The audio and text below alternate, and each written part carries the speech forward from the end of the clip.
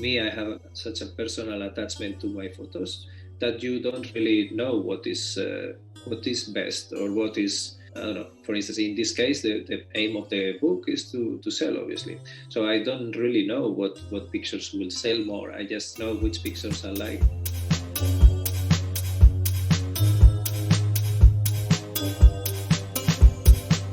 Welcome to the Flying Fruit Bowl, a platform dedicated to art and the exploration of the creative process. In this episode, I had the chance to talk to the incredible Andres Gallardo. Andres is a photographer based in Estonia who's created an extensive portfolio of images that highlight the beauty of architecture. His book, Urban Geometry, is a retrospective of images taken in 20 different cities since 2013 as a beautiful body of work. I had an amazing time talking to Andres, and I really hope you enjoyed this interview. The best place to start is tell us a little bit about how you became a photographer. All right. So it all started for me in 2012. Um, well, maybe even 1 year earlier, when I turned 30 years old. Then my mother and my brother, they thought to give me some gift that is a bit more special, you know. So they came to me and asked me, okay, you're turning 30, so maybe we would like to give you something more special. So if you have any ideas, let us know. And I had at that moment I had no idea what I could ask, or I didn't have any needs. So I forgot, and I didn't ask anything. And of course, this is not what a mothers cannot take a no for an answer. So she really wanted to give me something special. So 1 year after, for my birthday, they gave me a photo camera, which was the first DSLR camera I ever had. And well, and then I had no idea how to use it, or literally had no idea what was, I don't know, like how to change the aperture, how to, like, shutter speed. I had zero knowledge of photography. So then I started to practice, and then I saw the interest in it. Yeah, the interest was starting to, and then the more I practiced, the more I got hooked with it, and then I started to watch some tutorials. So I learned on my own, always with help of friends or tutorials, but I never really studied it like properly. And then, yeah, this is how it started. Yes. Yeah, it's really amazing. So because when I looked at your bio, it said you're self-taught, and I was like, oh, that's really interesting because photography can be quite a technical, a very technical career. Like I'm a photographer myself, and I study photography, so it can be very technical, and it can be very there's a lot of debate about technology, the kind of technical aspects. But so, what were like the biggest challenges you had to face learning yourself? Mm, Learning myself. Well, of course, in the beginning, I didn't know what sort of photos I would like to do. So I was just going out on the streets and, I don't know, making pictures of dogs, or, mostly like street photos, because the streets are there for you to make photos. It's much easier. But I also practice a little bit with studio photography, because I was involved in some model agencies. I was doing some scouting, so I had the access to, like, chaos, and we had to prepare also some materials for some of the models. So sometimes I did some test shoots, which it was very challenging for me, because I had no idea how to handle the lights, artificial lights, how to get the most out of it, or even how to get anything out of it, because I really didn't have this knowledge. The only photos I had done back then was kind of outdoors photos. So this was very challenging, and I still don't know much about it, because I didn't really put much effort in practicing. But and I think this is one of the best things of photography, in my opinion, that there's always something new you can learn. So Absolutely, and that's a really good point. Actually, I didn't think about like the kind of challenge of if you work outside a lot, when you go into a studio, it's a bit like it's a whole other world. yes, another big challenge I had once was because I do architecture and urban photography, so it's just me, the camera, the tripod. Okay, so maybe sometimes I go with a friend or something, but I don't really. do I don't have a production team, or I don't have people behind me. But once this is not so much connected with the learning, because I was already, this was a professional shoot, but I had to connect my camera to laptop so the production team could see my work live. And I never did that before. I had the day before the shooting, I had, when I learned that these people will want to see the photos from a computer, I had to learn how to connect my camera to the computer. I didn't have the cable, but luckily the production uh, assistant got me a cable.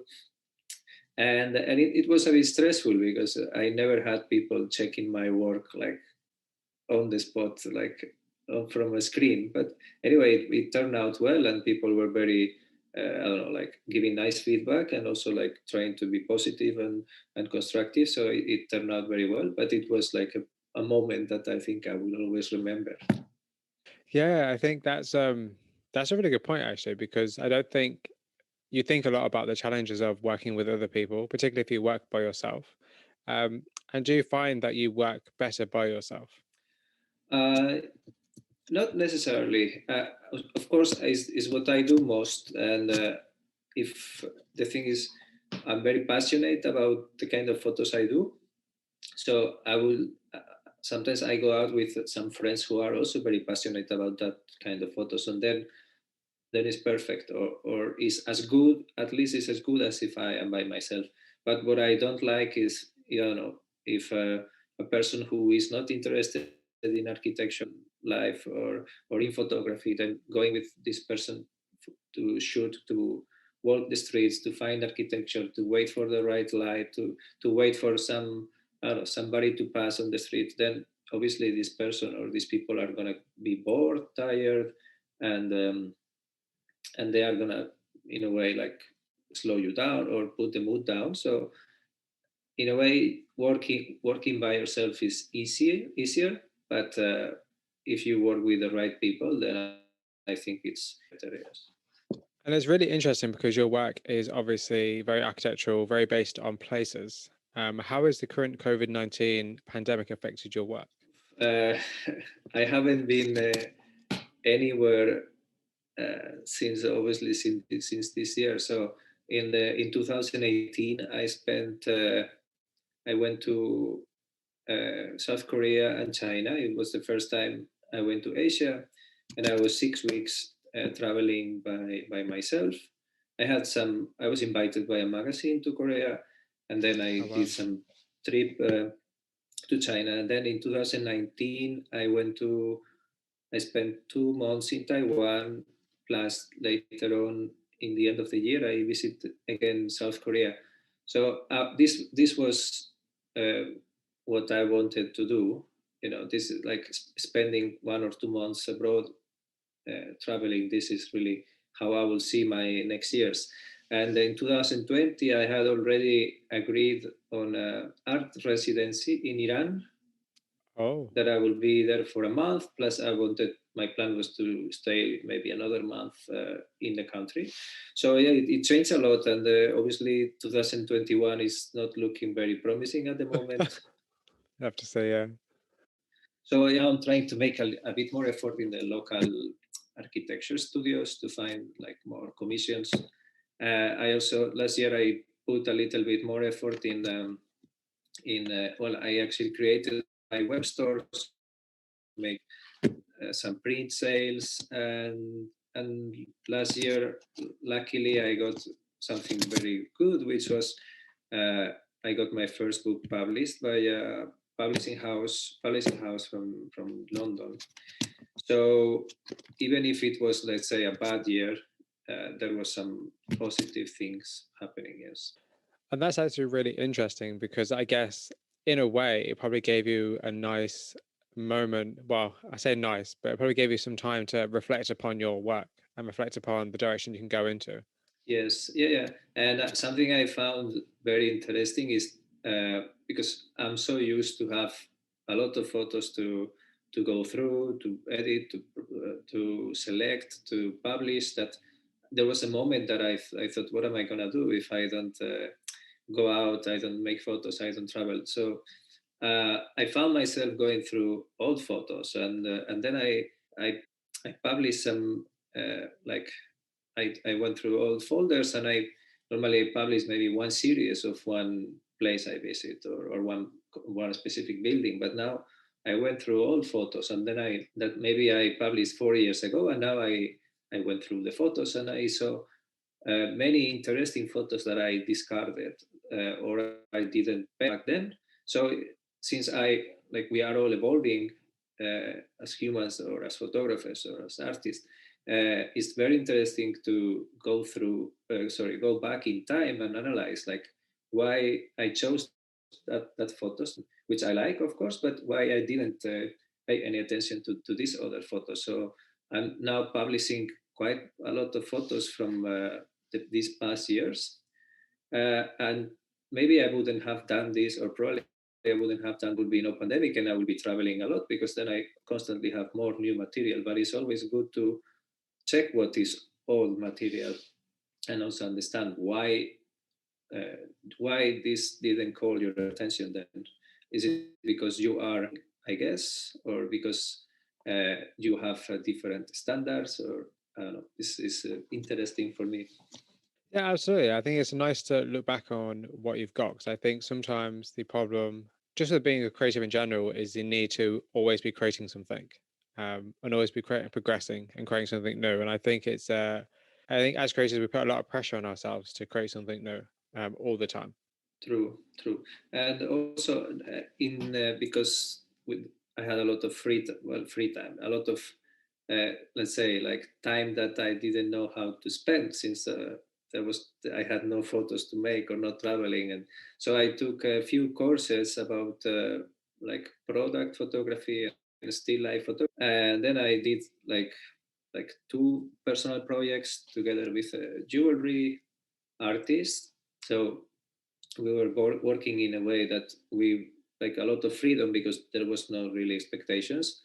And of course the subject, or the object was her jewelry, which is very organic. So the whole concept was organic, simple. And then everything was shot outdoors with the sunlight and shadows, and very colorful. And so I was photographer. We were both uh, designing the set, and doing like what it could be, the art direction.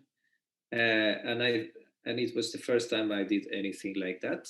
And I'm happy because well, first of all, she liked the results. I also liked the results, but also some people who comment on my photos, they were actually very encouraging, like, oh, you should do this more often, because it was like a very nice, I don't know, like compositions, very nice colors, a lot of positive feedback.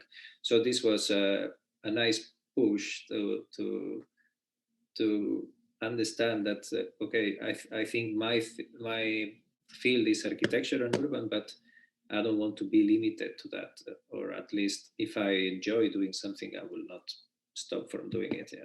Yeah, that's great that you decided to explore other avenues and kind of open yourself up a bit more. Yes, I think everything you learn, it's only going to be positive. And some of the uh, knowledge I got from this online course, I can always apply to my old photography, my field, like architecture or urban, because I don't know, new compositions, or even like sketching and all these things, which I never do, obviously. But it's always good to visualize things before. And when I go to shoot architecture, I don't really. I mean, I like to see other photos of the place, or renders, if they have renders to that they can share with me. But it's a totally different thing. Yeah. And how do you try and define yourself as a photographer without trying to put yourself in a box?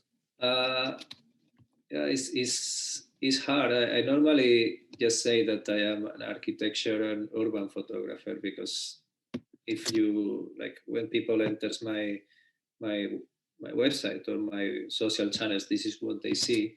But I love doing like personal work. In fact, I do more personal work than professional work.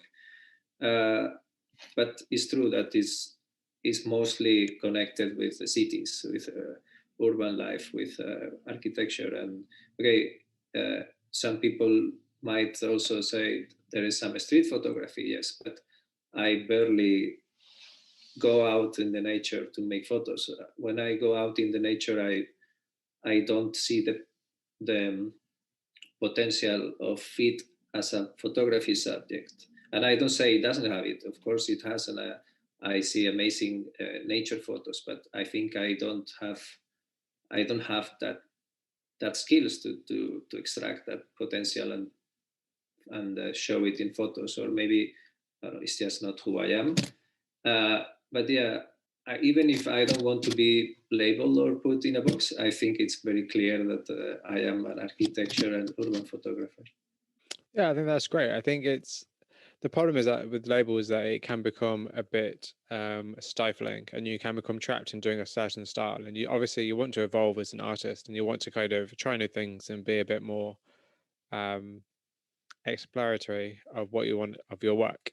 Um, so yeah, I think that's great, and I think that's actually really nice that you've used this time because we won't get a time like this again, really. Potentially, maybe, hopefully not. Um, to be able to explore other avenues and to explore new things and just try new things. Yeah, and also work with people from other fields. Cooperate. In this case, was with a jewelry designer or jewelry maker. But I don't know. Hopefully, in the future, there will be I don't know some cooperation with I don't know like a fashion designer or with I don't know, other creatives that might have a very positive influence on your work. Yeah.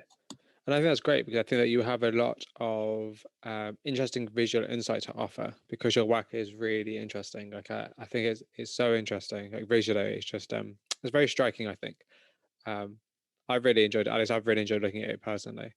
Um, so yeah, so let's actually get into your work then. So okay, let's get into your work. So Uh-huh. I've been geometry. So obviously this is the book that you published, which is amazing by the way. I must say. Thanks. So can you talk a little bit about the series? Like what was the catalyst for the series? Kind of how did you know that was kind of the right idea you wanted to turn into a book? Uh-huh. Uh, the series started in the period that I was still like going out with my camera and just photographing everything that caught my attention. So it started, let's say, well, not accidentally, but at least it was not planned. And then I remember the pictures I took here in Tallinn, where I live.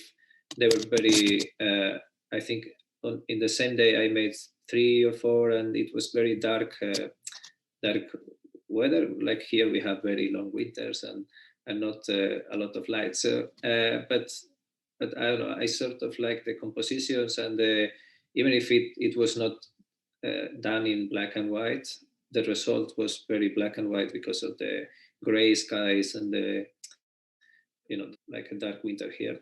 And then I think I submitted these photos to some online art group that I was part of. I still am, but I'm not very active. But uh, and then I got very nice feedback from these guys, and then they wanted to publish 1 or 2, and then this was like an encouragement, and also both my parents are architects, so I always had Oh, this influence.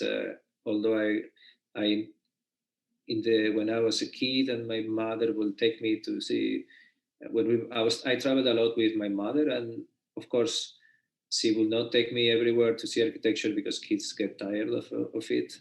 And I was not very patient with architecture, let's say. But I guess sometimes uh, I had to visit some architecture with her, and there was always books at home. So I guess the influence was there. And then uh, the first photos I made, still with my first camera, then that was kind of appealing to me, and then I started. Um, then I didn't have like a wide angle lens, so all the architecture photos I could do was I could only make like I don't know details or. So this is how the urban geometry started. I was captivated by details, some colors, shadows, like small elements. Yeah, because one thing that I find really fascinating about the work is the close-up shots and kind of the way you get to actually really look at the burners and explore the kind of the way the glass reflects the light and kind of the shapes it makes. And it's super fascinating. It's really fascinating. I think it's very beautiful because it gives you a whole new appreciation for architecture and buildings. 'Cause I think it's very disregarded. I think sometimes we all live in cities, but we live in cities and we don't think about the buildings we occupy and the space that we have around us. True. I think most majority of people, they don't pay so much attention of what is built for us or designed for us. Okay, I understand that sometimes things are not very interesting to look at it. Also, I'm not saying that all architecture is interesting or all architecture is nicely designed or thought for us, but there are many things that we just ignore because we are busy or because we are, I don't know, focusing on something else. But sometimes I think it will be nice to, because what I really like the compliment that somebody asked me, oh, where do you make this photo? And I say the name of the city. I say, oh, this is in no, Milan. Oh, but I live in Milan and I never see these places. And so, in a way, I don't see things that other people don't see. I just pay attention to these things. So it's a bit of like encouraging people to pay more attention to architecture. Yes. Yeah, about saying, is that the purpose of your work, is to make people kind of look up from their phones and kind of look at the world around them and kind of reflect upon the world? Yes. Yeah, I think that could also be like a good way to put it. Yes. So you traveled quite extensively for the series. Yes. Yeah. It started here in Tallinn. Then I made the first series, and I think then I don't remember what was next, but I think maybe Helsinki, which is because it's very close. Then maybe Vilnius, and so basically I started to travel in Europe. Not I didn't travel just to make the series. So whenever I had some trips planned with some friends, or if I was visiting some other friends, then I will always the camera, and my goal was always like, okay, if I go there for I don't know, if I go to Berlin for 4 days, I want to see my friends, I want to have fun, I want to explore the night, but then my goal is to come back with one series. So I keep adding cities and series to the book, to the project. I didn't know there would be a book. And then but I think the project expanded when I quit my job in 2018, and then I had the chance to go to South Korea and China, because I think that gave my project a bit more of international scope or wide feeling. Otherwise, it could be a bit maybe too local. Although Europe is still very big, but I don't know. I think adding cities like Beijing, Seoul, Taipei, that gives a little bit more like a new dimension. Plus, it also helped me raise interest because I had my photos also published then in Seoul, in China, in Taiwan. So this gave me a little bit more visibility, which always makes things easier. Yeah. Yeah, I think that's what's super fascinating about it, is that there's so many places that you've been to that you've taken pictures of, that it's quite extraordinary, actually, to be honest, because it's like you get a different kind of perspective of each city, and that none of the images are the same. I think that's really nice because it's a very different look on the city. Like you see a lot of, well, at least I see a lot of street photography, say, for instance, from say Taiwan or something, or from China or from South Korea, and it's all quite similar, or at least it has a kind of certain, like a certain theme or a certain sense to it. Whereas in your work is very different. It's focused more on the buildings and the people. And I think that's especially interesting. And was there a particular reason that you're drawn to buildings as opposed to say people? No. Well, in in the book, it's true that the how to say the people who, like the designers and the, I don't know if I can call it a curator, but when they made the selection of the photos, they had the idea that it will look more consistent and maybe stronger if there will be no people in any photo. I have plenty of photos with people because I like also the human presence. I also like it gives a nice how to say it helps you understand the dimensions of the place. If you have a person or even you have a car or something, then you can compare. And mostly, yeah, it brings life if there's people. But it's true that the book is more about, or the project is more about minimalistic approach, uh, focusing on the building and trying to capture other elements, not people. But I don't have anything against people passing next to the building, and I quite often use it, and especially if there's like a nice story behind it. If like some kids playing, that always is like very interesting, and but yeah, it maybe is like a different kind of photography. Yeah, because I think that's one of the interesting things about photography specifically is that the way you choose to frame the image can really change the meaning of it. So, for instance, like the image before, say like you have a picture of a building, and the image before is going to be completely different to the image after. And I think it changed the whole kind of dynamic of the meaning of your work. So it's actually really interesting to hear that you actually did shoot more images of people because obviously judging from what I've seen and from what I've seen from the book of that, it seems to be just the buildings. But that's actually really quite interesting. So what do you normally do with all the images that you don't show? Well, I store all my images. I probably have lost some of the images that I took in the beginning, obviously, because I think you don't see the value yet of But I still have I have I don't delete photos. I might delete something on camera if I see that I don't know, like that it was moving or it was not in focus. But when I bring back the photos and put them in my computer, and now I'm trying to put everything into the cloud. I like to keep them because, and I'm very happy because, as I mentioned before, now I go through all photos who I discarded or not gave enough value in the like some years ago, and now I see like very interesting material. So I keep them, and I have a lot of terabytes of material that I can imagine. Yeah. eventually one day I hope not, but it might be lost or something. But yeah, I always try to keep as much as possible. I think that's one of the best things about photography is that it is still accessible many years later. Like when you paint an image and you sell the painting, it's gone. Like you don't have a record of it other than obviously an image. But whereas in photography, you always have your images, at least somewhere, unless you delete them. I think that's really, really interesting. Actually, I think that's very that's kind of probably one of the benefits of photography, I would say. True, true. So, in terms of your urban geometry, at what point did you decide that you wanted to make it into a book, and what was the process of doing that like? Mm. It was not really my decision. So I Oh, got approached. Yeah, I got approached by this publishing house called Hoxton Mini Press.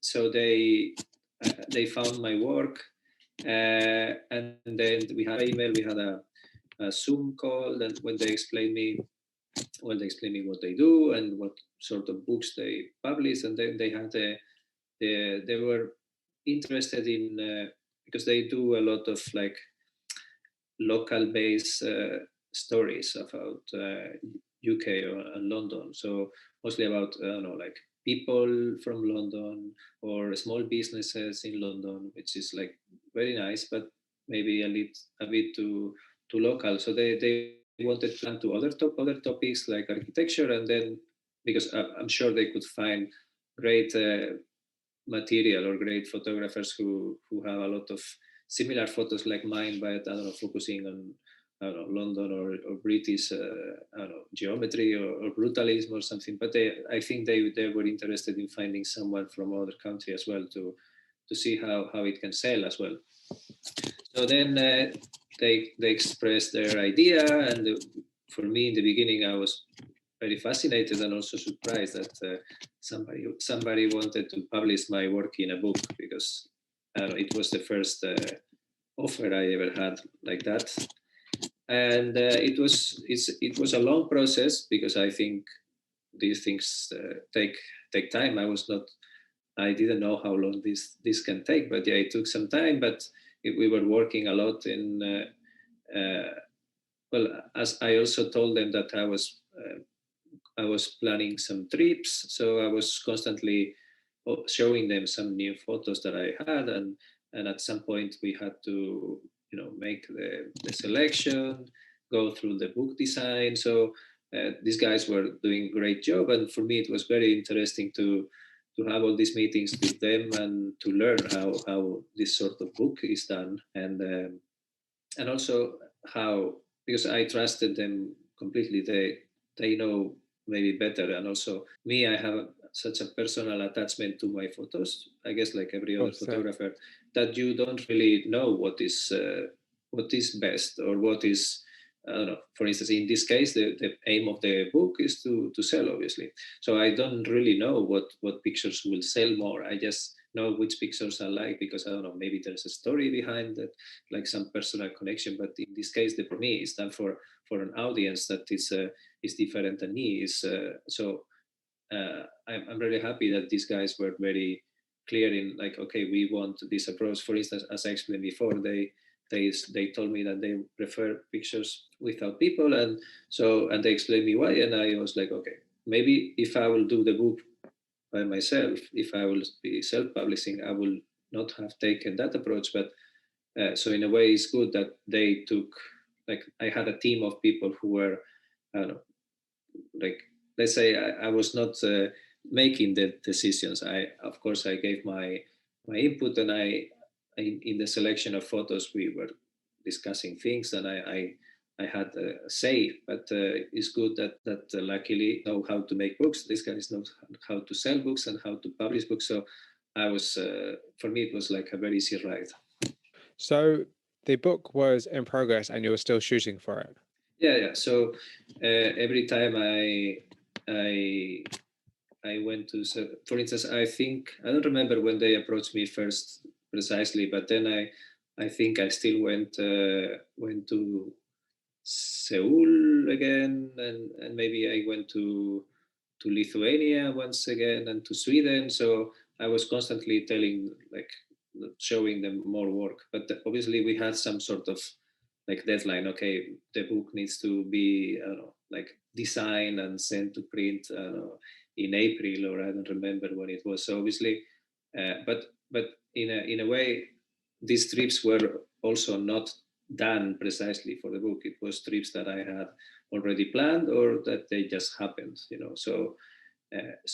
When they contact me, they were already happy with. I mean, they checked my website, I guess, and my work, so they already saw enough material to a book. So everything that came later was just an addition, which probably raised the quality, because the more choice, obviously, more quality. So I think they were also happy that I was actually working more. Yeah. Well, firstly, that's really amazing that the fact that they approached you and it was completely out of the blue as well. I think that says a lot about the strength of your work, clearly, because that doesn't happen to everybody every day.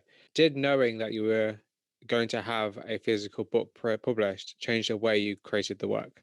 No, not really. I actually never thought about this thing that you're asking, but if I think now, like, probably it wouldn't, it wouldn't make sense to change, because if these guys saw my work and they liked it, and they saw the potential of publishing a book, then why would I change? That probably, for me, it was a very rewarding feeling when I got approached by them. So I thought probably that this is the right way. I'm doing something good when people find my work and a whole book. Because yeah, I mean, having some pictures published in a magazine is always very nice, but I don't know, it's very easy probably from a photographer to select 2 3 good photos who they can publish. But having a book all about your work, that's a different thing. So probably I would not. It will be not the best for me to change the way I was doing things, because that meant that I was doing things in a good way. So, is there anything that you wish you have known like earlier before you created a book, or are we happy with the whole process? No, I'm very happy with every step I took in all these years and everything I learned. So I don't think I will have changed anything. But it's true that my first photos were like the first urban geometry series that I published. They had a little bit more like retouch in them, not retouch in a. I will not modify the architecture, or I will not go like into I don't know like a digital art kind of. Or but it's true that I was playing a bit with colors, maybe too much, or I mean not too much, but not like in a different way that I am doing now. So deciding the photos for the book, I had to go through some of my old photos and I don't know, like give these photos more consistency, like make make I don't know, like draw a line of how the book should look together with the advice of the publisher. And there were some photos from the first period that they could make it to the book, but I don't know, they would look a little bit different because I don't know, in some of them the sky was a bit green or something. So I took these files and I worked on them again in order for the book to have more consistency. So, but in a way, I'm very happy how I started, and I'm very happy because it's all a process, and maybe if I would not have started that way, there will be no book also. I think that's super fascinating. I think the idea of consistency across the images is a really good point, because obviously you want it to look consistent. You don't want it to look completely like random and like you're literally just throwing a bunch of images together. Exactly. This is something I guess every photographer learns with practice and practice. That, or if you look back at your first work, I don't know, 10 years ago, or even photographers with more like 20 years ago, they probably see that in quite many cases, I guess, that there is pictures that they love the picture, but they will now have, if it's a digital, they will have treated the picture differently. But I think this is how life is, and a chance to go back through all files, so everything is very easy. So because obviously the selection process was a collaborative effort, what was the experience like for you having somebody else look at your work and choosing images? Well, for me, I think it's very interesting to to understand why other people will select these photos, but I do this also relatively often. Like, for instance, if I submit some photos for some awards or for some festival, or then I like to get more opinions because, as I said before, my photos, well, like photos have a very personal attachment with, quite often with the photographer. So I really like some of my photos, but it doesn't mean they are the best photos or the more interesting photos. Or so it's very interesting for me to have other people like looking at my work and telling me, okay, we would like this or this or this, or we would like this as a cover, or we would like this I don't know, as a in 2 pages, we would like this maybe smaller. So because it's I don't know, it's the book will look not very different because my work I think it's quite consistent now. But there is many photos in the book that I will maybe not have chosen, or at least that I will have given them. I don't know, like I would maybe have given the book a different cover, or but not because I think that cover will be better, but because I don't know, you have more personal attachment to certain photos. So I'm very I'm very happy that I was not the one self publishing or choosing the photos, because I think these guys probably know better. Of course, but would you ever consider self-publishing a book? No, not really. Or some people told me that because the project was growing, and then I also started to receive some interest, like some online magazines or publications, or even physical magazines. They were like publishing some sort of selection of photos. But I don't know. Never thought about self-publishing because it's a field that I don't really know anything about it, and I'm more into making. For instance, if I will have to invest the money, I would rather invest that money that costs self-publishing, which I don't know how much it can be, but I would rather spend it in a new trip, spending 2 months somewhere and producing more work because I never expected any of this. So if I have a book published, then it's amazing. But since that was not the goal or expectation, so if the book happened, is because I kept traveling and producing work. So I think I'm more interested in working or in making photos than in having like my own book published by myself. Yeah.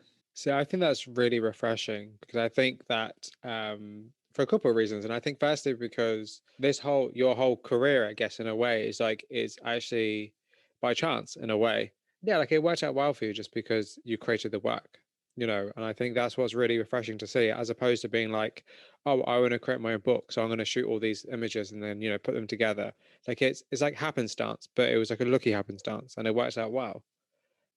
Yeah, I think it is very valid also to have like a different approach. I don't know, maybe some photographers want to create a book about, I don't know, like certain photography trip in US or certain project, and then they produce the photos or the work for the book, which is probably like perfectly uh, valid approach. But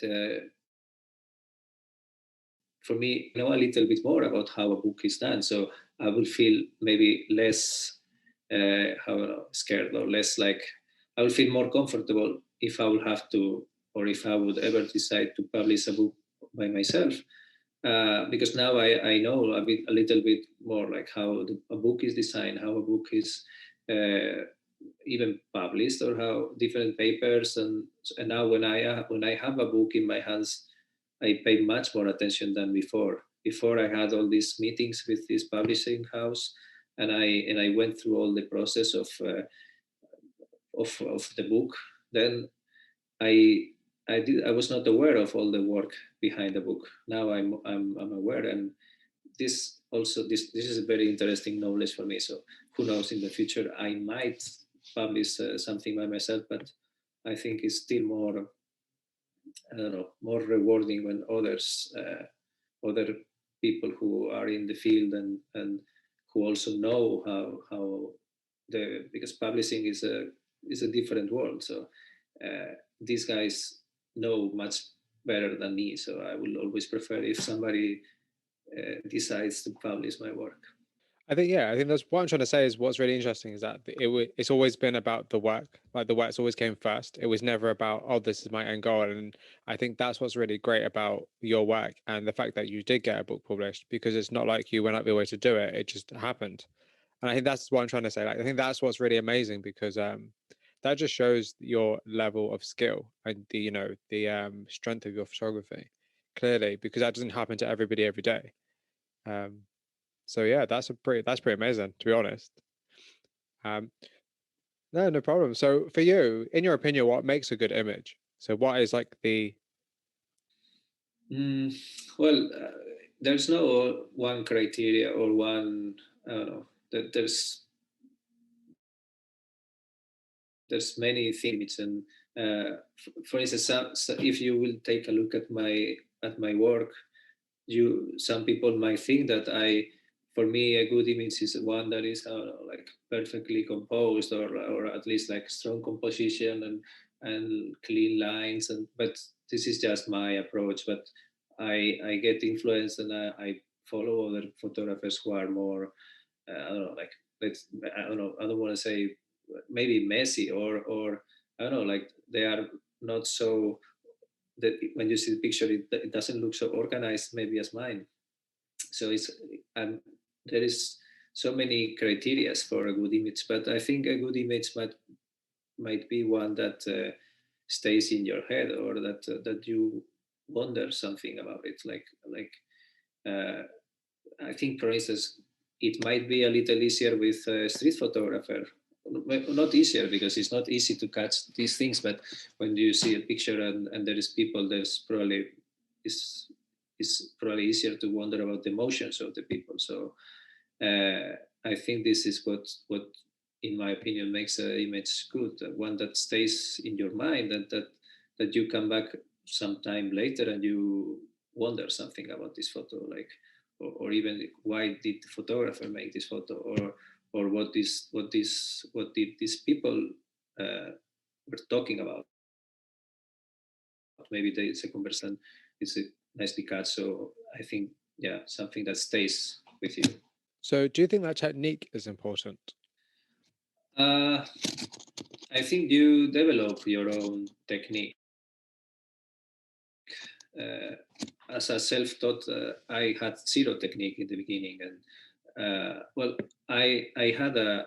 In my case, it might be a bit opposite as some photographers, because I took like a quite extensive Photoshop course in 2007, so 5 years before I had my first camera. So I knew how to go through like the post processing, but I didn't do any photos. So I was just using it for fun, or to do some little design, or not very actively. But when I got the camera, and I only had to learn the, let's say, the technique, like how to use the camera.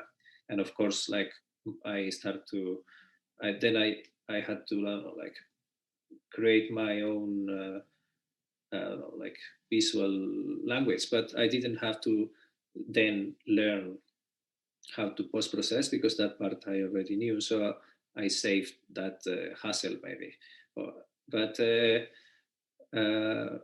yeah, of course the technique is important, but I don't know. There's many photographs that are not taken in the best technique, or I don't know, if you catch a moment. For instance, the conflict photographers, I think they can't really I don't know, like make the photos in the best technique. They don't have the time Yeah. to I don't know, like frame the composition and give the right settings. They just shoot photos, and because it's very important to catch certain moment or certain action. I think these photos are even more powerful maybe. So and also experimenting with techniques, and it's always like very valid.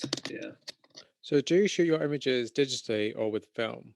uh, Digitally, yeah. I have zero knowledge about film photography, but it's something that I think I would really enjoy. If I will I think I will also enjoy the developing film, which I did, I don't know, maybe once or twice as a kid, in some like work. But yeah, it's something else to explore. Yeah. And what are your thoughts on editing images, particularly like photographs? Do you think that it's cheating, or do you think that you kind of have to edit images?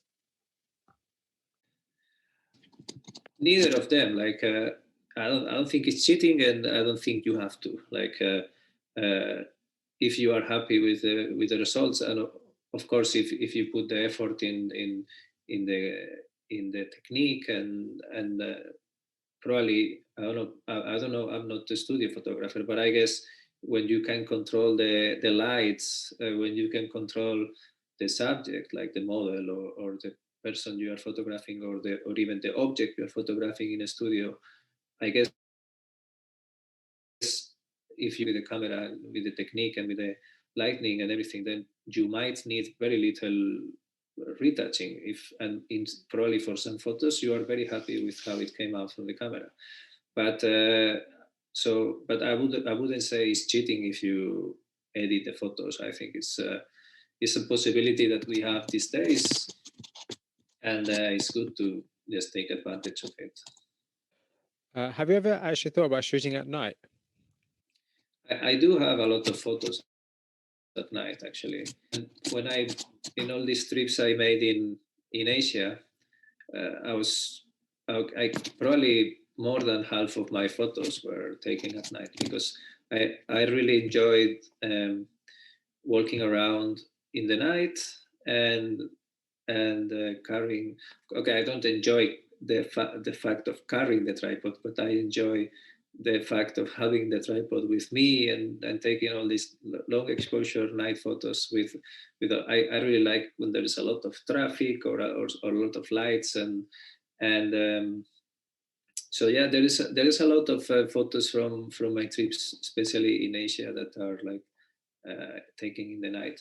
And also in architecture, I think it's very important to see the building or like the subject you are photographing also in the night, because there is a lot of work done also in the light design and how it looks in the night is, I think, is very important, and in some cases is it changes a lot the way you see the subject. Yeah, no, I didn't know that. I'm definitely gonna check that out because I didn't know that you did shoot at night. I'm definitely gonna check that out because I'm super curious because yeah, I'm super curious about that. I have a series called because I think it's called not an ordinary night in Seoul, which I shot in certain in Seoul. Well, like in other Asian cities, there is plenty of tiny streets that are not like, they're not far from the center. They're actually in the center, but they are not like, let's say, main streets. So uh, maybe just parallel to one of like a big street with a lot of shops, there is like a very tiny street with just like old garages and like old sort of business, little shops, and they normally with a lot of cables, more messy, more dirty, and I really enjoy walking these streets in the night because there's so many interesting lights as well. So if you check my website, there is in the personal section there is one series called Not an Ordinary Night in Seoul. This is one of my favorite night series. Yeah, but I'm definitely gonna check that out, like absolutely, because I think that's super fascinating, and I think it's because it's a completely different city and it's a completely different environment. The nighttime is very different to the daytime. Like things are very different, and I think it's really great to have that balance of the two. I think that's really amazing that you do take advantage of the fact that you're in this location for both the day and the night, and you're taking advantage of that. I think that's great. And what has been your favorite place to shoot? Uh, my favorite, I don't know exactly, but I remember like I visited a city in China called Harbin. Harbin is like one of the coldest cities in the world. Uh, and when I arrived there, it was minus 20 degrees. Ooh. Uh, and then I was told by some locals, oh, but you're lucky, it's only minus 20. Last week was minus 30, 35. And they actually, in the city, they actually built an ice festival. So with actual ice from the, like on the streets, they build, I don't know, like a little city with ice. So it's really, really extreme weather. And then I went to visit and photograph. It's like a theater or opera house. So I was there. I arrived there in the morning, and then I wanted to also shoot it at night. So I stayed the whole day there, and it was very hard conditions. But I don't know, like I was enjoying it so much that I probably it's hard to say, but one can actually enjoy taking photos in the outdoors at minus 20, and you are not like constantly thinking about going home. Probably nature photographers experience this more often, but for me that was and this was a personal project, so it was not like, well, it's worth the money or something. So probably that day when I was feeling like so cold, and then I thought, if I'm doing this, is because I really enjoy this. Otherwise, I would be now going home and having some tea or something. Absolutely. And I think that's actually one of the great things is that you're challenging yourself. And I think that's really great. And that's really fascinating. That makes me really want to grab my camera and just travel and go places and shoot stuff. Not with anything, not with any idea in mind, but just because you can, because it's fun. because the experience of just going to new places and seeing new cultures and meeting new people. And I think that's really kind of that's really inspiring, actually, to be honest. It's very inspiring. So interestingly, so you shoot personal and commercial work, but do you actually make a distinction between the two? Yes. Well, I guess in a way you have to, because you have to, uh, let's say, please the client, or there are some expectations that you need to fulfill. So you need to understand what the client expects from you when you are hired.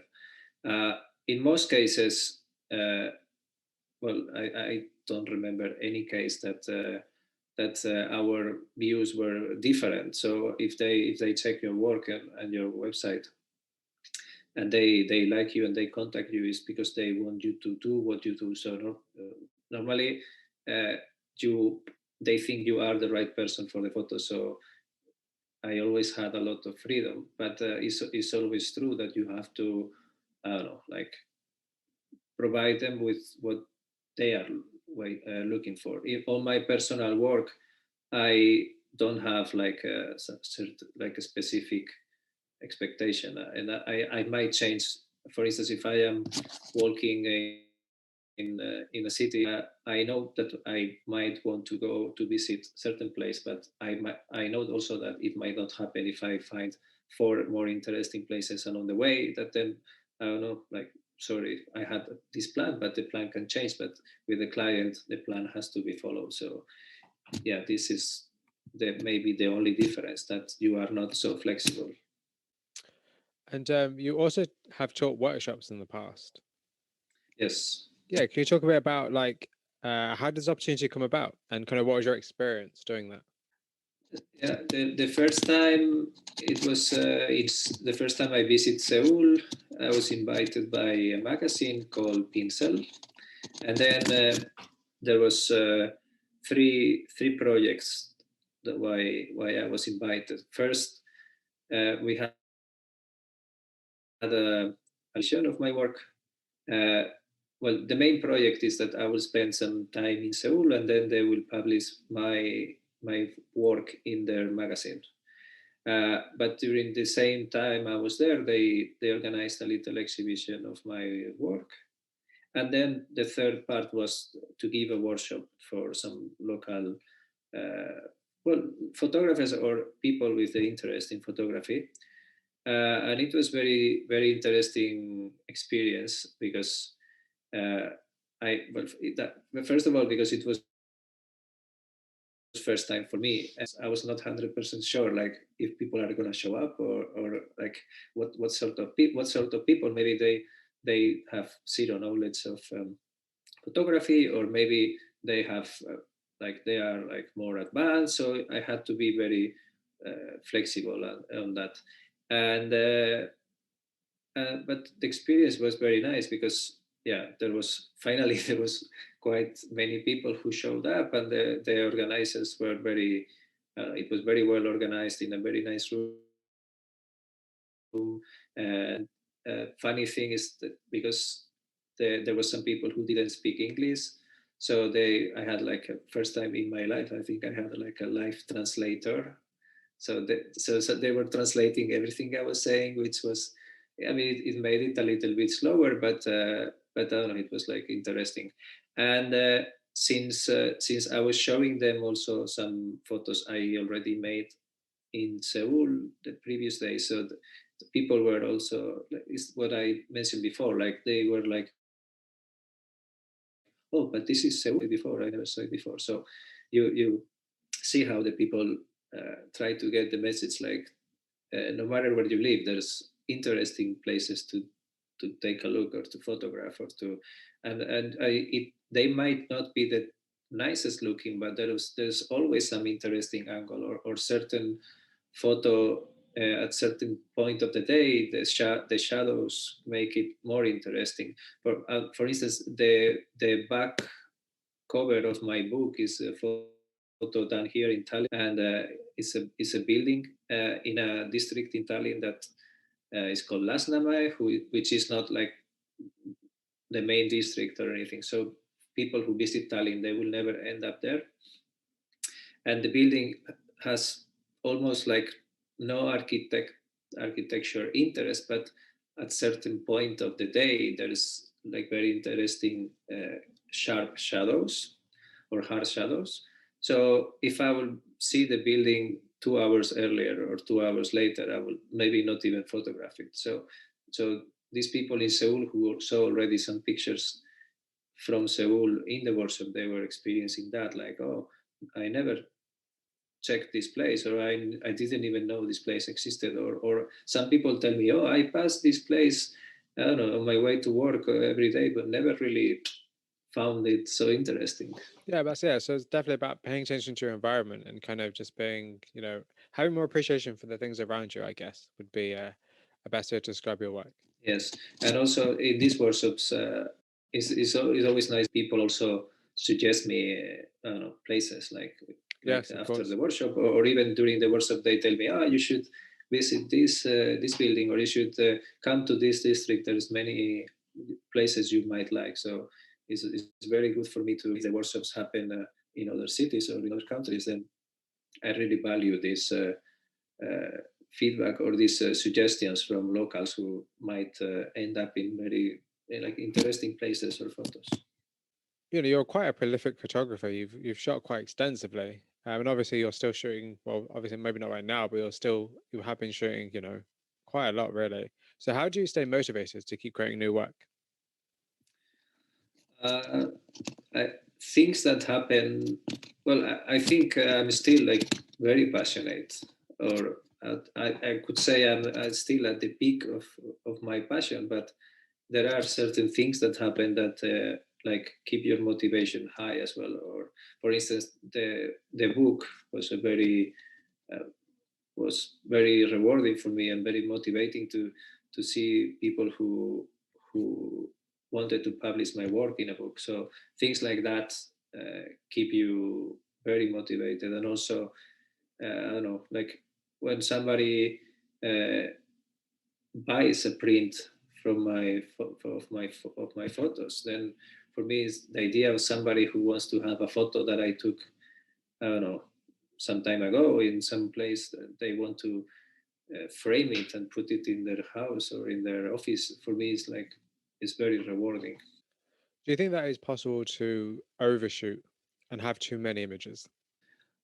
I think so, yes, and this is something I sometimes think about my, like, how to keep my website, because as you said, yeah, okay, not this year or last year, but I was in a very prolific rhythm, and at some point I thought I might have too much stuff in my website, and so yeah, it's a very interesting question, like what to do when you think you are publishing too much, or you are your website or your, let's say, portfolio becomes too big.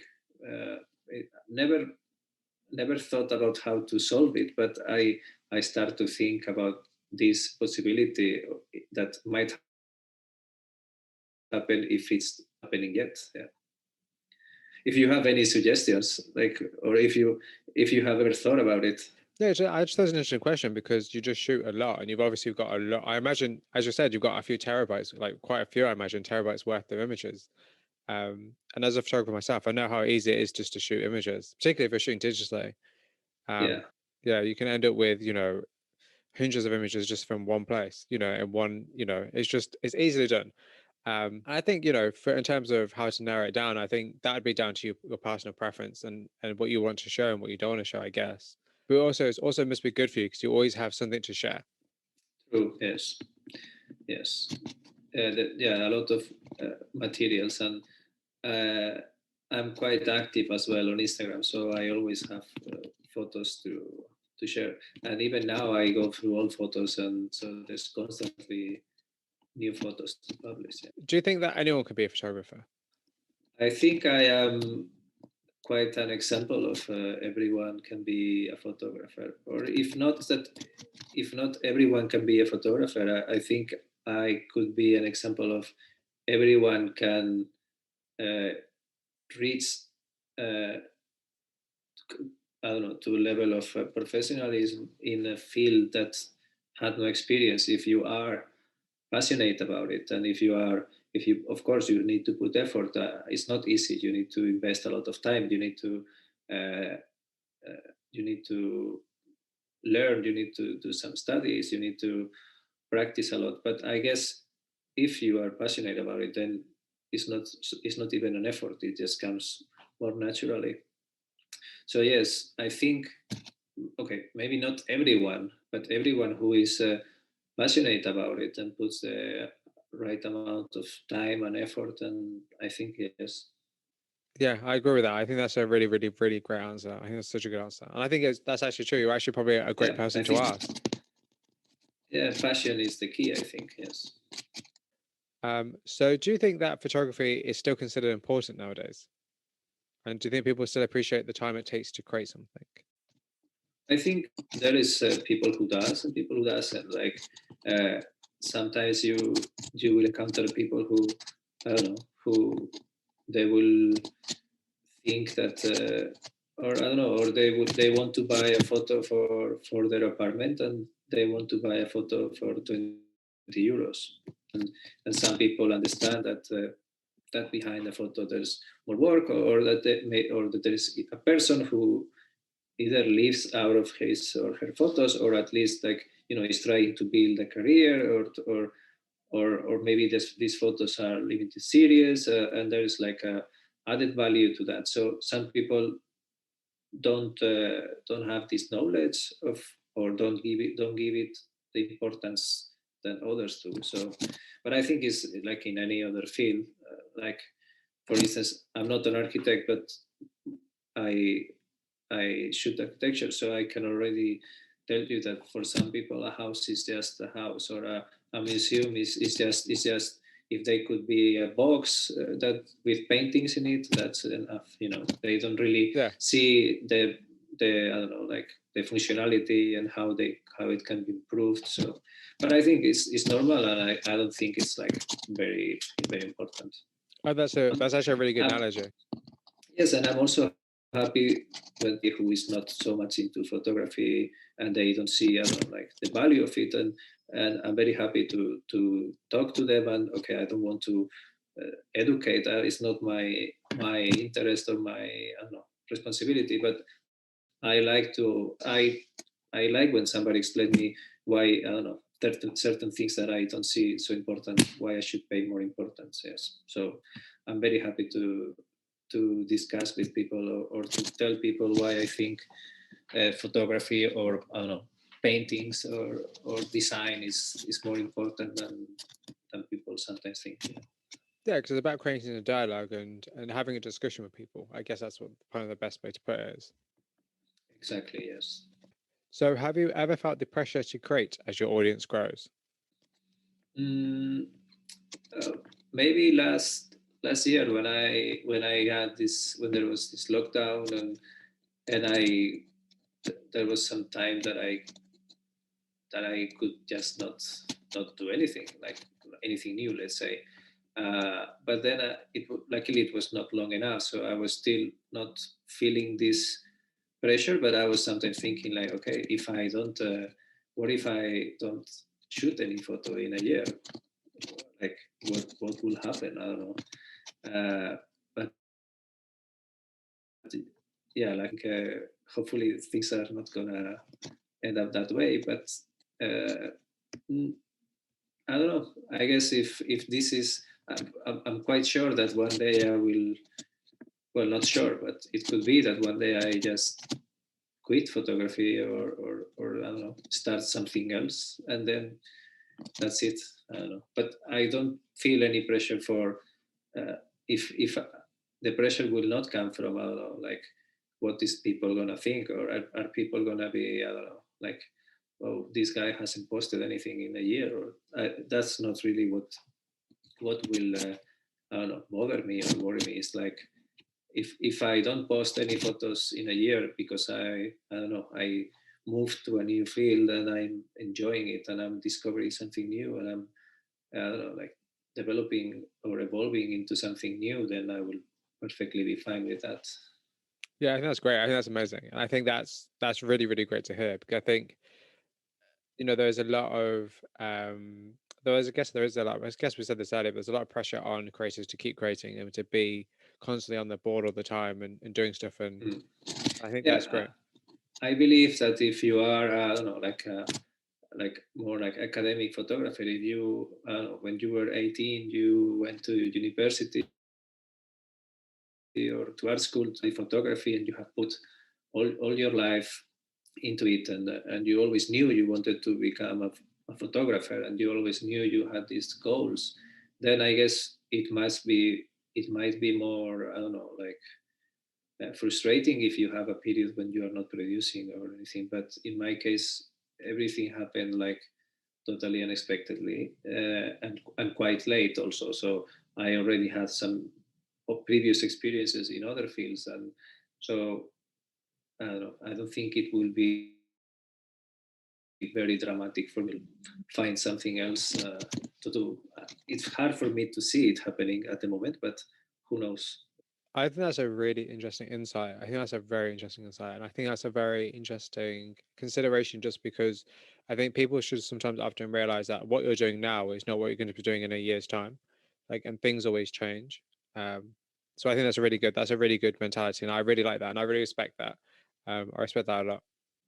Yeah, I think, yeah, you need to change. Well, you don't. Okay, you don't need to change, but you need to always understand that there is a possibility to change. It doesn't mean you change field, but I don't know. Like, just because you shoot portraits, it doesn't mean you need to shoot portraits all your life, or it doesn't mean Absolutely. that you cannot go into, I don't know, like a totally different approach. Or so I think photography is such a wide field with so many possibilities that I think it's very healthy to explore them, and to, in a way, if you can, integrate them into your own practice. Yes. So, in your opinion, what does it mean to be a successful photographer?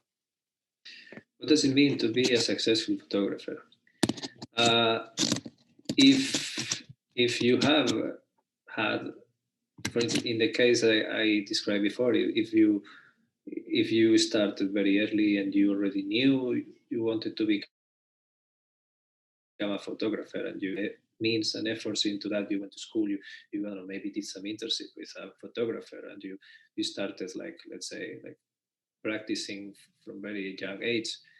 uh, I guess these people might have like and for me, being a successful photographer, even if you just love taking photos, and you shoot, you go back home, you check the photos.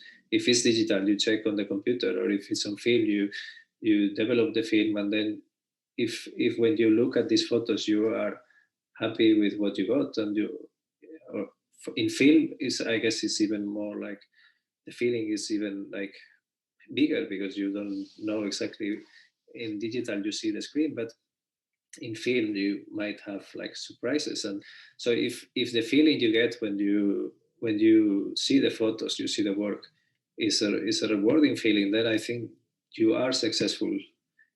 You don't need to sell photos, or you don't need to work for a client to be successful. Yes. I think that's So absolutely great. yes, if you enjoy doing something, I think that's for I think for me, photography started as a hobby. So if it's of course, if it's a hobby that brings me some income, then it's great. So far it's still a hobby. So That's I, great. I welcome the income, but I always thought that if I don't enjoy going out and spend time 10 degrees below zero, or I don't know, or 35 degrees like in Taiwan sweating, then if I only get money, maybe I will just not do it, because I can get more money in other jobs. That's very true. And I guess my last question then, which is kind of a double question, would be so what are you currently working on, and where can people find more about you and your work? Like what projects am I doing Yeah. now? Yes. Uh, well, uh, I just published a series here shot here in Estonia recently. Well, it's divided in three, because I had a lot of photos, and I published already 2 series, and it's shot in a district called Lasnamäe, and is well, Estonia was occupied by Russia, was part of the Soviet Union, and it got independent in 1991. So during the time that it was under Soviet Union, then they were building like a district based on this like Soviet blocks kind of architecture and distribution, and this district. Okay, after in the 90s when Estonia got independent, then this construction of blocks stopped, and now there's some new developments coming. Finally, there's some investment in this area because it used to be a little bit like left alone. But I explored that in summer last year, and now I went again in February because it was very hard winter this year here, and there was a lot of snow. So I wanted to visit it again in like covered with snow and in this like different mood and different light. Uh, and I went in three concerts, and I got quite many photos. So this is the last thing I published. Well, happy with people like follow me on Instagram, and of course my website. And I don't know, every now and then I get like something published online, but to more about my work, I guess probably on Instagram. And what is your Instagram handle? It's called Andres Gallardo photography, which is also my website. So it's I took a simple.